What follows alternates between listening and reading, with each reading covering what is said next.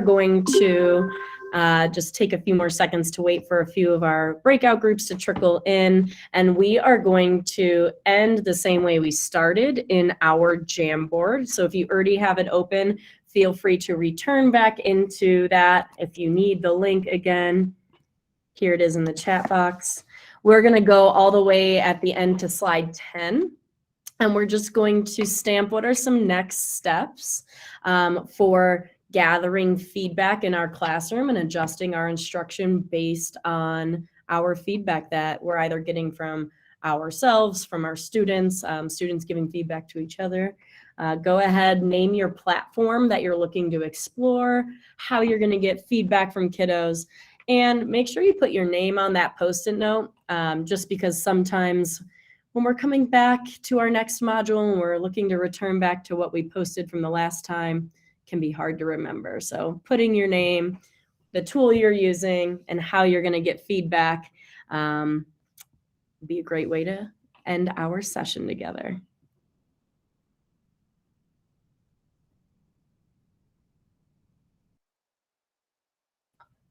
Awesome. I'm seeing some people wanting to use Pear Deck to give students live in the moment feedback.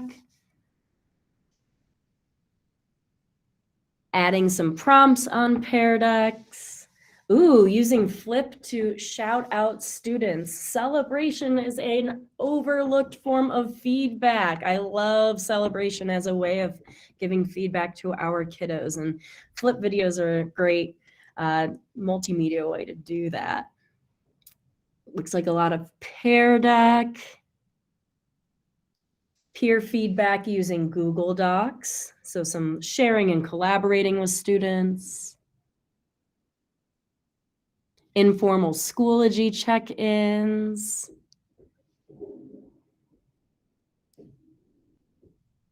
Ooh, someone's calling out the Spark model. I love that. Using Google Docs and the Spark model.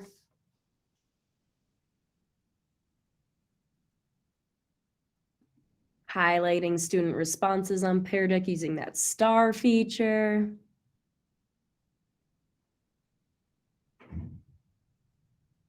Ooh, I love this idea of using Google Forms for students to leave reviews on library books as part of the check-in, check-out process. That's really cool. And then you can share those and print them out and put them around your library. That's really cool.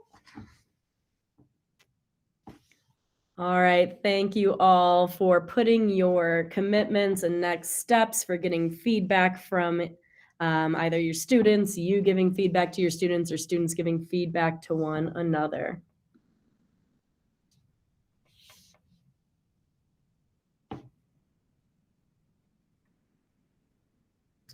And I am really excited to introduce our STEAM Expo that we have coming up in the spring.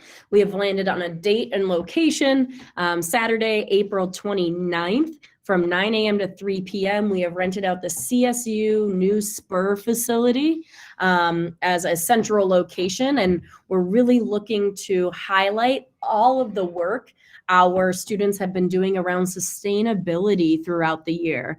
And this is basically, our STEAM Expo is going to be science fair on steroids. So not only will we be having science fair competitions and presentations, we're going to include all STEAM content areas. So highlighting artwork, music, STEM creations. We're going to have an eSport competition hall. We'll have a robotics Olympics. We're going to have a lot of design projects that we'll be showcasing. We'll even have a STEAM career fair where jobs around the region based in the STEAM disciplines will have a career fair like the 8th graders go to.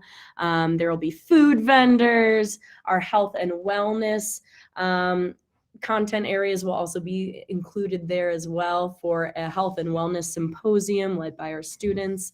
Just lots of great ways to share our student work. So cool. And Luke, I don't know if you had anything you wanted to add about our STEAM Expo. Yeah, I'm just really excited. In years past, we've done a tech summit We've done science fair and stuff. And so this is bringing it all together. I'm really excited about that. Our team has been working really hard as a brand new STEAM team this year to launch something really awesome. So if you can at all make it April 29th, it will be worth your time for sure. I know it is a Saturday, but we'd love to have you there. Also, back on that slide, there's 2 links to 2 forms if you're interested in attending, or if you think some students of yours might have some cool stuff to show off at the STEAM Expo. We would love to hear those ideas. Again, this is the first time we're launching this, so we're open to lots of collaboration, lots of student input. So please fill out those forms if you have any interest. Again, no commitments. You're not committing to anything, but we just love to hear what you all would like to see and bring to that event. Yeah, Peter, would you mind dropping those in the chat too? Yes, I will do that. Awesome. All right, then just to help close this up here, we're going to talk about credits and making sure you get learning space credit and stuff in just a second. But one thing that we heard from you all as part of our feedback process is that you really love hearing from each other. Our tech teachers and teacher librarians were able to have a kind of a session where they're talking about specific things for their content areas, but we have a lot of content areas represented in here.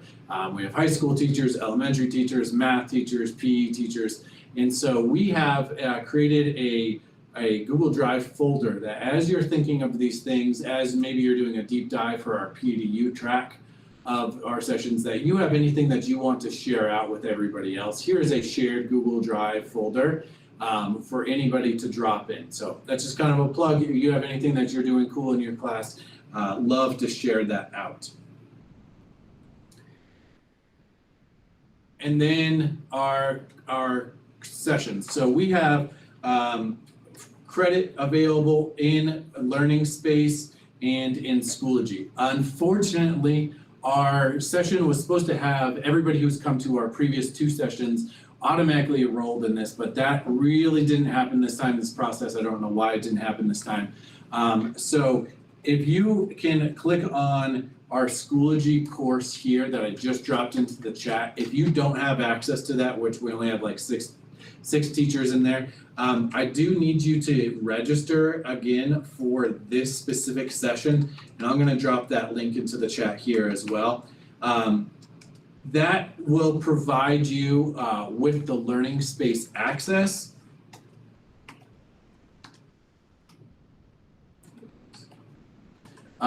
For this. If you don't have access to Schoology, you do need to hit that register. Again, I apologize. You should have all automatically been registered if you've come to our previous sessions, which almost all of you have, so you can get in there. If that Schoology course doesn't work for you, then you need to make sure that you're registered. And then I'm going to provide the direct link here for our session. So register for the session and then fill out our feedback survey, which I'm going to drop in here to get it. I apologize that that process didn't happen automatically like it should have, but we will make sure that you have access and you get your credit.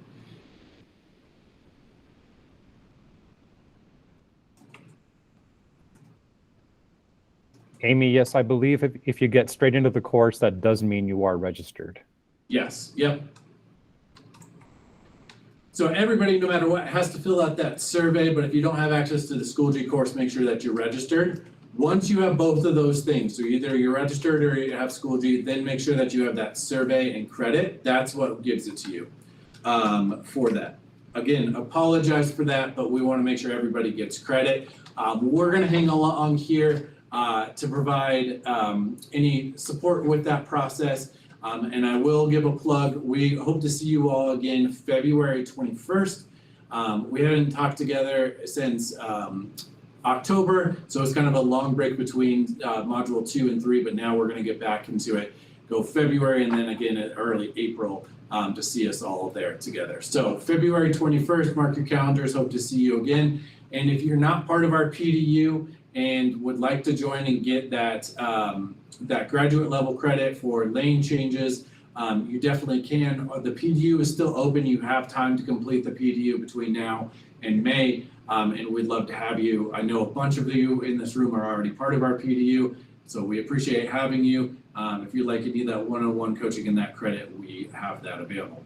Otherwise, we're gonna take some questions here. Again, if you don't have access to the Google Classroom, make sure you have that registration link and then fill out the Google form. So that Google form is super important so that you're getting there. This session is EdTech PL Cohort Classroom Technology Integration and Support of Student Experience.